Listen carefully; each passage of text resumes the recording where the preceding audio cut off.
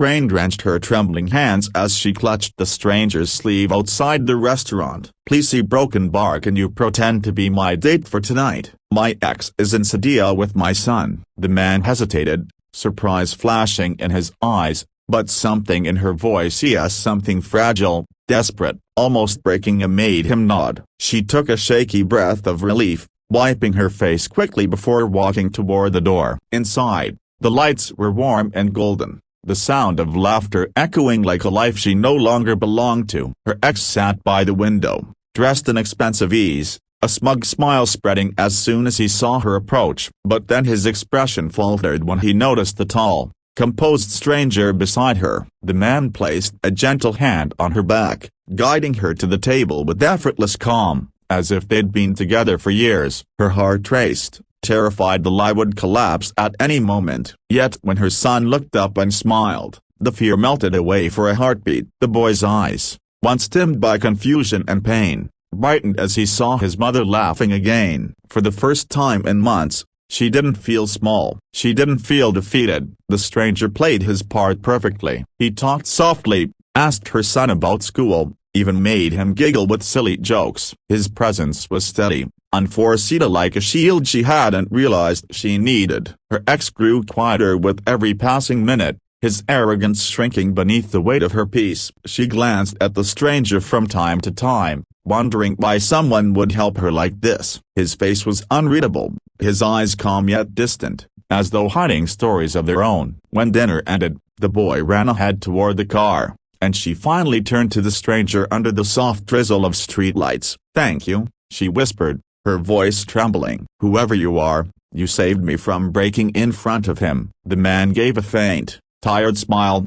one that carried its own ache. "Sometimes," he said quietly, "pretending helps us remember what's real." Before she could ask his name, he was gone, disappearing into the night as if he'd never been there. That night, as she tucked her son into bed, he asked, "Mom, is he going to come again?" "The man who made you smile." She froze for a moment, her throat tight. "I don't know, sweetheart," she said softly, brushing his hair back. "But sometimes people come into our lives just long enough to remind us what kindness looks like." Her son nodded, already drifting into sleep. Alone in the quiet, she sat by the window, replaying the evening in her mind. She thought about the stranger's calm eyes, his patient tone, the way he had looked at her, and not with pity, but with understanding. It had been so long since anyone had looked at her that way. Days passed, then weeks. She went back to her routine, working extra shifts at the small cafe till the copyright,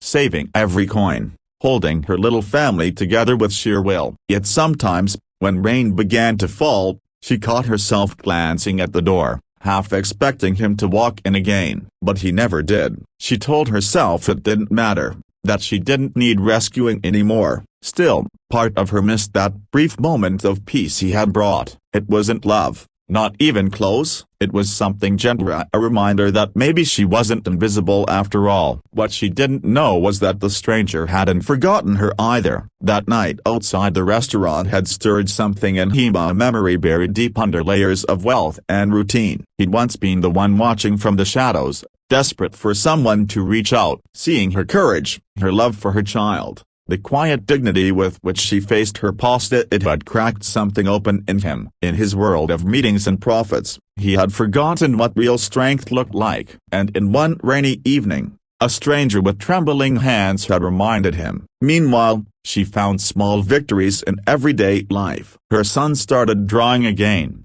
his laughter echoing through their tiny apartment. The cafe tilde copyright owner, impressed by her dedication, gave her longer hours. She even began smiling again, a small, hesitant smiles that grew a little more real each day. But late at night, when the world went quiet, she sometimes whispered to herself, "Thank you, whoever you are." Because even if he was gone, the stranger had left her with something far more lasting than comfort. He had left her hope. And so, life went on. The rain came and went. The restaurant stayed busy with new faces and new stories. Yet somewhere in the city, a man in a dark suit sat by his office window, watching the storm outside, remembering a woman who had begged him to pretend. And though he had weeks later, A sleek black car stopped quietly outside her small house. The sound of the engine faded into the calm of the evening, and for a moment, everything stood still. She wiped her hands on her worn apron, confused. As she peered through the window, the same stranger from that rainy night stepped out, though he looked completely different now. No more damp coat or humble posture. He was dressed in a sharp tailored suit, confidence radiating from him like light from a long-closed door. But when their eyes met, she saw the same warmth, the same quiet sadness that had first made her trust him. She stepped outside, heart pounding. "You?"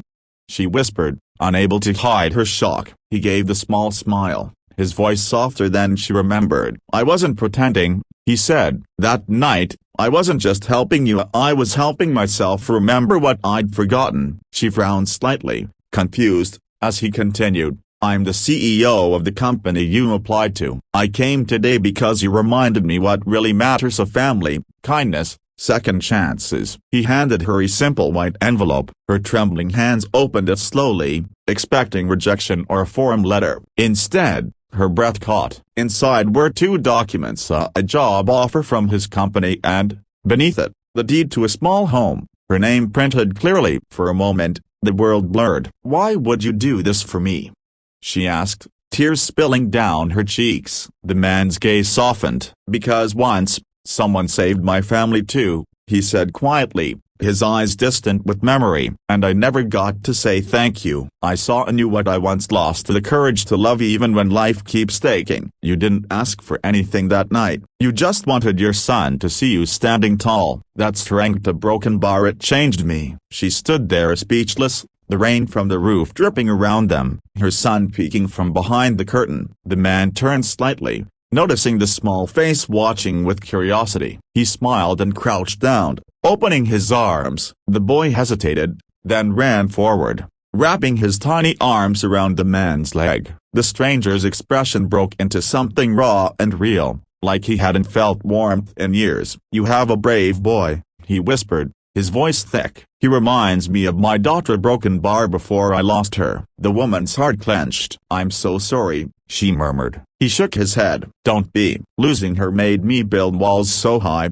I forgot what compassion looked like." That night with you, it wore them down. For a moment, neither of them spoke. The only sound was the wind moving through the trees, carrying with it something like peace. He looked around her modest yard, the cracked steps, the faded paint. "You've done a lot with very little," he said softly. "This home deed, it's not charity, it's a gift of gratitude. You gave me something priceless without even knowing it." She shook her head, overwhelmed. "I don't deserve this." He smiled faintly. "Neither did I when I was given a second chance. Take it. Make a life for your son. That's all the thanks I need." She tried to speak but couldn't. The words caught somewhere between disbelief and gratitude. "Finally," she whispered, "then maybe tonight, a broken bar, we all start over." The man nodded slowly, his eyes glistening. "Yes," he said, "maybe we do." As the evening deepened, he stayed for tea. Her son chattered endlessly about school, proudly showing him drawings of superheroes and cars. The man laughed,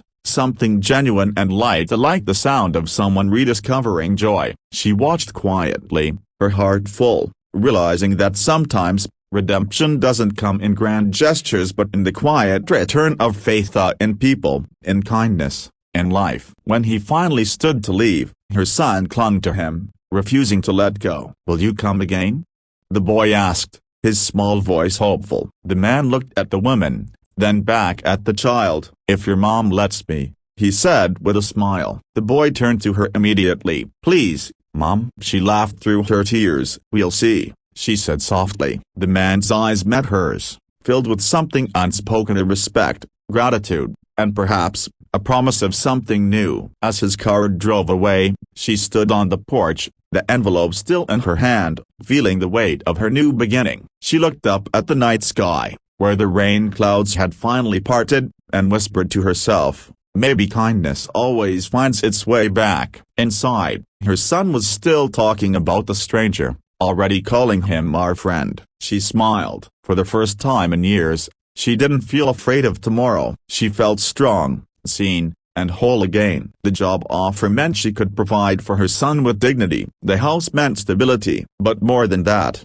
The visit meant something deeper, as someone believed in her, without conditions or pity. Meanwhile, miles away, the man sat in his quiet office, the city lights stretching endlessly outside the glass. On his desk lay an old photograph of his late wife and daughter. He touched it gently, smiling through tears. "We did something good today," he whispered. In helping her, he had finally begun to heal himself. He realized that success without compassion was just emptiness wrapped in gold. That night, as he looked out at the stars, he thought of the small boy's laughter, the woman's tears, and the way hope had returned to their eyes. For the first time in years, he didn't feel like a CEO. He just felt human again. Back in her little home, she sat with her son on the couch, the documents still beside her. The child rested his head on her shoulder. "Mom," he murmured sleepily, "do you think good people come back when you need them most?" She smiled, pressing a kiss to his hair. "Yes, sweetheart," she said softly. "They always do." The clock ticked gently in the background,